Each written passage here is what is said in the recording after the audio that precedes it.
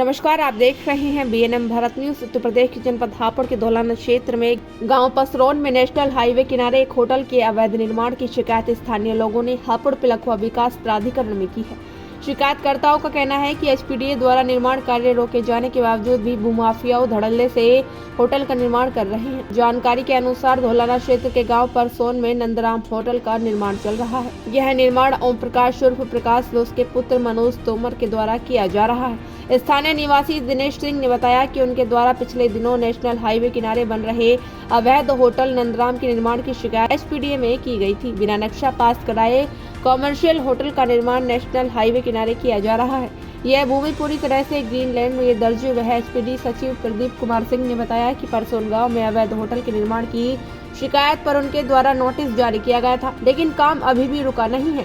इस पर हमने कल इस बिल्डिंग को सील करा दिया था और अग्रिम कार्यवाही की जा रही है। बीएनएम भारत न्यूज से मनीष कुमार की खास रिपोर्ट। मेरा नाम दिनेश सिंह है। दिनेश जी, आज आप एचपीडी ऑफिस आए, क्या मामला है? एचपीडी जो हमारे वाइस चांसलर साहब से मिले, वाइस चेयरमैन साहब से मिले हैं अभी हम।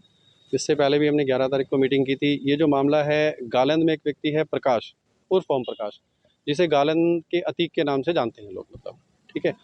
उसका मूल रूप से उसका और उसके बेटे का काम क्या है, वो भूमाफिया प्रवृत्ति का है। आदतन अपराधी हैं ये लोग। इसका बेटा जो है मनोज तोमर, वो शराब तस्कर है। आपराधिक मुकदमे दर्ज हैं उसके, फिरौती के मामले हैं और लूट के मामले हैं और ज़मीनों पे कब्जे का काम करते हैं। तो आज जो एचपीडी आए, इनकी एक प्रॉपर्टी नंदराम होटल परसोन गांव पड़ता है और हाईवे की प्रॉपर्टी है, उस पे ये अवैध रूप से कंस्ट्रक्शन कर रहे हैं।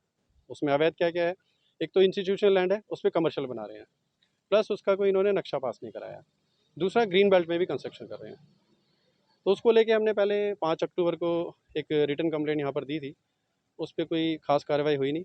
उसके बाद फिर हम 11 दिसंबर को वीसी साहब से मिले और वीसी साहब को पूरा मामला समझाया कि इन लोगों का आपराधिक इतिहास है, ज़मीनों पे कब्जे करना, भू माफिया तरीके का काम करना इनका मूल रूप से काम है। लेकिन अपने आप को पेश करते हैं क्लर्क के तौर पे धौलाना तहसील में। तो उन्होंने सारा मामला जानने के बाद जेई को बुलाया है और जेई को आश्वस्त किया है कि कंप्लेंट देने के बाद भी, जब हमने नोटिफिकेशन दिया उसके बाद भी अगर इसने कंस्ट्रक्शन की है तो कहीं ना कहीं नीचे के अधिकारियों जेई को उन्होंने इसके लिए जिम्मेवार ठहराया है और उनको कहा गया है कि इस पर कोई ना कोई उचित कार्रवाई करके दिखाओ। कितने सालों से इस काम को?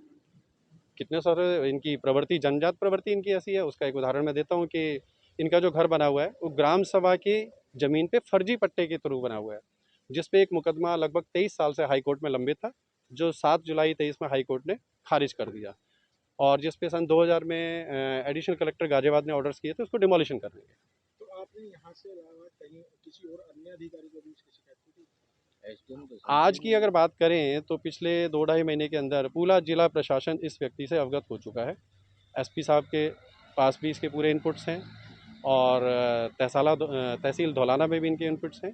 डीएम मैडम के सामने भी इनके, अभी डीएम मैडम ने, जैसे मैंने बताया, 2 दिसंबर को जो फर्जी पट्टे पे घर बना हुआ था, 1 महीने के भीतर उचित कार्रवाई करने के आदेश उन्होंने दिए हैं।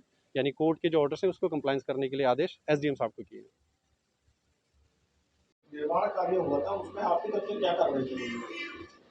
ये शिकायत जो प्राप्त हुई थी उसको नोटिस दिया गया था और उसके नोटिस देने के बाद भी निर्माणकर्ता कार नहीं रोक रहा था, तो कल हम लोगों ने उसको सील करा दिया है।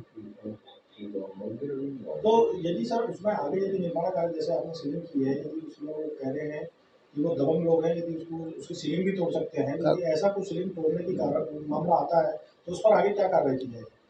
अगर सीलिंग लगाने के बाद भी कार्य किया जाता है तो जो विधिक कार्रवाई है जिसमें एफआईआर भी हो सकती है, हम लोग करेंगे।